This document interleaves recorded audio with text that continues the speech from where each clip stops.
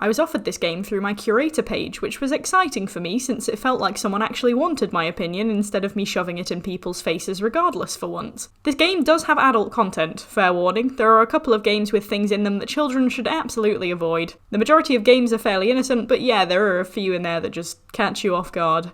A buttload of free games is exactly what it says on the tin, with the words a buttload equating to 104 exactly. The first thing you see is a little launcher where you can scroll through all the games and also load a random one. After Steam launches the launcher, and the launcher then launches the game you chose in an excellent bout of launcherception, try saying that one 3 times fast. Being me and having no life due to corona, I decided I would try them all. Normally I spend a lot of time in reviews waffling about what the game is about, so to have mercy on you, I'm going to try and give you a lowdown of all the games you can play as fast as humanly possible. Here we go. 10 seconds, spasm on mouse, make toast fly. Moral support and a literal instruction. Rah rah frustrating, try and stop the block touching. A psychology lesson followed by trying to keep the demons out of your head. Techno Spaceballs. 8-bit dodgeball. Literal title, needs 2 players. Get ring in ring, click mouse. Punch kawaii items, get really uncomfortable squeals. Build a bird workshop. Shoot zombie, don't die. Perfect proof that I should never ever ever be allowed to draw anything, ever. Daedalus and Icarus the game. Press button. He jolt, you jolt. Ah, Jesus Christ, my arm!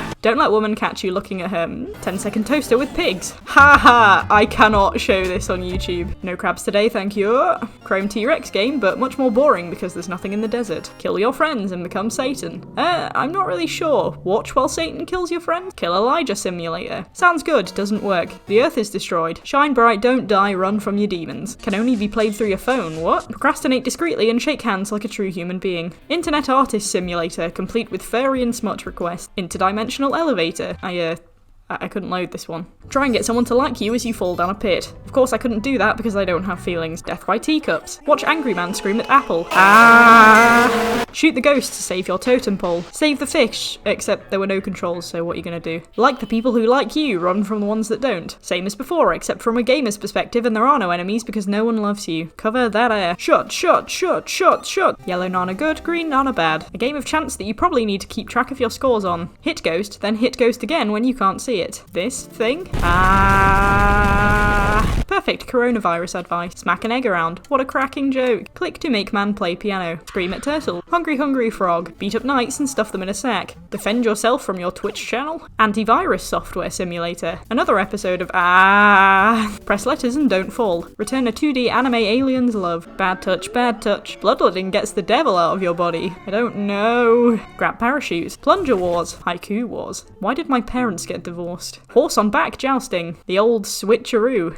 Watch paint dry the game. Red versus blue. Dance Dance Cowboy. Scream if you want to play. I couldn't scream because it was 10 PM when I played this, but clapping into my mic worked too. Ah! A biography in 15 seconds. Hands in the cookie jar. Easy riding. Self-aware feels bar. Gas, gas, gas, I've gotta step on the gas. Games inside games inside games. What? Poke slime with sword. Plants versus plants. Be square and get in there. Discount thief. Foot simulator and also Poke slime with sword extra colourful. Discount DJing. Learn to aim. Text adventures. Space invaders. Blow a horn except don't because I can't find the controls. Do not toot horn in rain. Learn where the buttons on your keyboard are. Link to Twitch so your chat makes enemies. Link to Twitch to play Pong with chat. An actually good choice-driven story? You can only play this through your phone. Weird noises. Some men just want to watch the world burn. Warp drive. I don't know. When life gives you lemons, kill 'em all. Sans boss fight trainer. Magic and floating disembodied swords. Platformer, but you can either see yourself or the level, not both. Bash demon to avoid viruses. Tap that ass. Wait, no, not that one.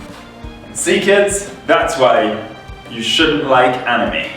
So there you go, that's a rundown of all the games. The whole thing is like the useless web, mixed with some actually pretty good games, and also some multiplayer and some high-score, simple browser-style games. Some of the games really needed more than one player, like the Brady Set Art, the Bare Knuckle Boxing, and Cult Classic. Some were 4-player as well, and also some games required a controller, whilst others were fine with mouse and keyboard. I think it might have been worth saying at the start of some of the games that it was a controller game, if it was, just because sometimes I would slap my keyboard to try and find buttons that did things, and then had to plug in the controller to test that as well. I think most of the games that are multiplayer can actually be played through Steam Connect, so you don't have to be in the same location to play them. And since the game is free, it's not too much hassle for a friend to download it and you to play together.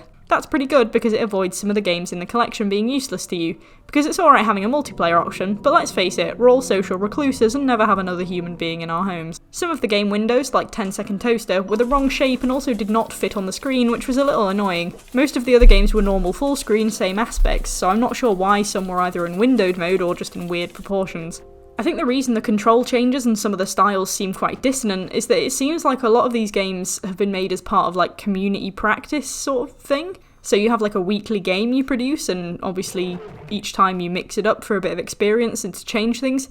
So this is really just like a rogues gallery of all these little projects that have been put together over time. So each game may have had a different timescale or may have been made for a different purpose.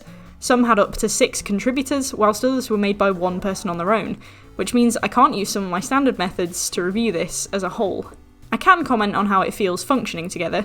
Like I said, the different sized windows for some of them and the way they're played, mouse or controller, number of players, etc., that does feel quite jarring having them all together in a row, but at the same time, I don't feel that at the time that a lot of these games were being produced, there was an end goal to collate them all like this. I may be wrong, but I don't believe this was the original intent.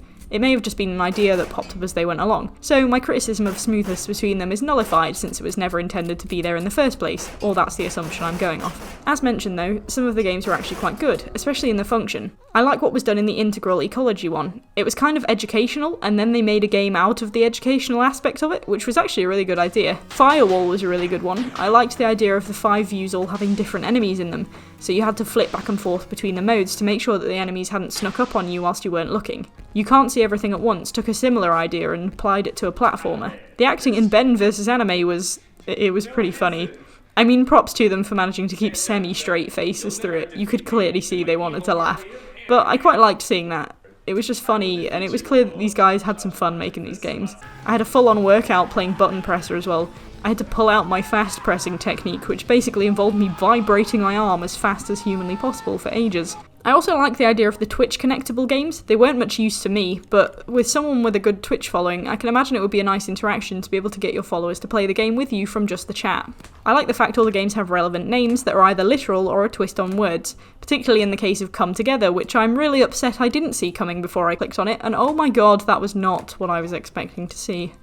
I do like this though. There's a lot of variety to the games. Yeah, some of them don't have much substance and may just be jokes. There are a couple that didn't really work for me and some I couldn't figure out controls for, but in general all the games function. There are a larger proportion of games with tutorials and controls indications than without.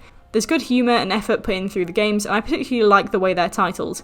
Some seem like kind of useless games, but you can't be mad at them because they tell you exactly what to expect. Like in Button, you press the button and the game ends. It didn't tell me to expect anything else, so can't be annoyed at that. I can't see heaps of replayability unless you're bored and need a mindless browser game to play. Some of them are pretty good for that, or if you're competitive and like high scores. Or possibly if you do get some friends to play it with and you have a bit of fun with some of the multiplayers, you could burn some time on that, but otherwise I can't see tons of replay. However, I don't feel that's the intention of this set either. I think the creator and his friends have some promise, and whilst this is meant to be fun, it is also a show-off of the type of stuff the guy is capable of, and there is promise in there. And there's a lot of creativity and versatility visible in the stuff I've experienced. All in all, it was good. It took me 6 hours to play through and review every game as I went along, so that'll tell you some perspective to the content, and there are a few gems smattered in amongst the jokes that are probably worth a bit of your time. So, I will give a buttload of free games a 7 out of 10.